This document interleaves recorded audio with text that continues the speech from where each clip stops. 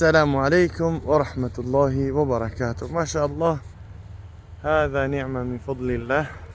ببینیم برف ها چقدر ما شاء الله باد و هوای خوب، همه اینا از جانب الله سبحانه و تعالی برای هر یک کدوم ما و شما بندگان است. برادران عزیز،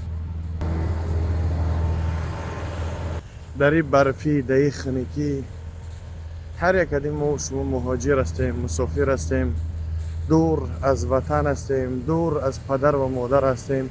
حرکت کنیم، غوث پوشیم که با بیماری ها مبتلا نشیم. بگیم در وطن پدر مادر زن فرزند اینا هر یک کدوم ما و شما را انتظار هستند و اون خاطر این روز جمعه هست. برای هر یک کدوم شما مبارک بادش میگوییم ان شاء الله.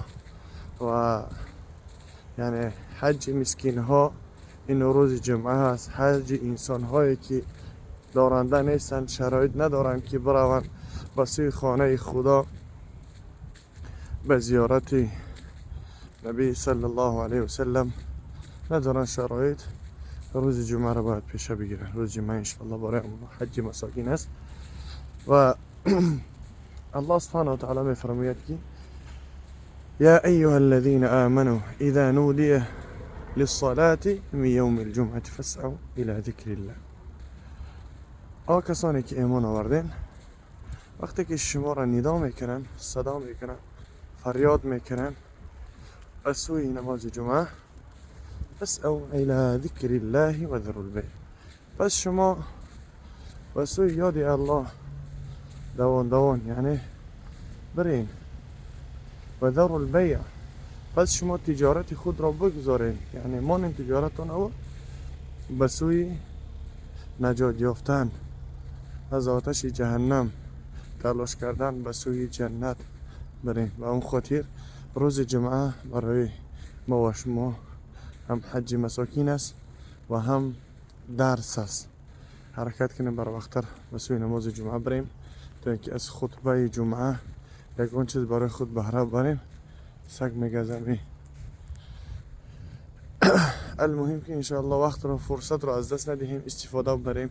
حداقل وقتی که نماز جمعه میریم، امام خطیب وقتی که خطبه که میگه یعنی از امور و زندگی حیات گپ میزنه تا اینکه در حیات ما و شما چی کم بدی است از امون ها انشاءالله که اصلاح کنیم. خداوند نگهبان تا باشه. بی ها نبینین چه خیلی خنک هوا سخته.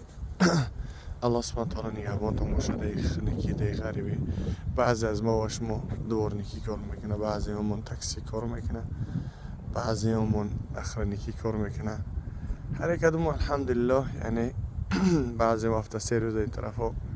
از همه مهمش چی است که الحمدلله گردن ها ما را پیش یک کس سرخم نمیکنیم، کار میکنیم، محنت حلال میکنیم تا اینکه زن فرزند های ما و شما نیازمند محتاج به یگان کس نشوند، از یگان کس طلب نطلبند. با اون خاطر خوش به حال جوانانی که کار میکنن، ناموز دارن، الحمدلله کار میکنن و نمیطلبند. الله سبحانه و تعالی نگهبان تا باشه. برادران عزیز، در حق ما دعای صالح را فراموش مکنین. یه روز جمعه هست، اجابت دعا هست. اونم وقتی که امام خطیب وقتی دعا میگه، هم وقت دعا کنین در حق پدر و مادران، خدا گناهشون عفو و مغفرت کنه. در حق یاران و برادران، در حق انسانانی که از ما و شما یعنی رحلت کردن، ترک کردن به سوی خوبی آخرت، در حق اونها هم دعا گو باشین. اونها این حال نیاز به دعا هستند. و قدر امان الله. السلام علیکم.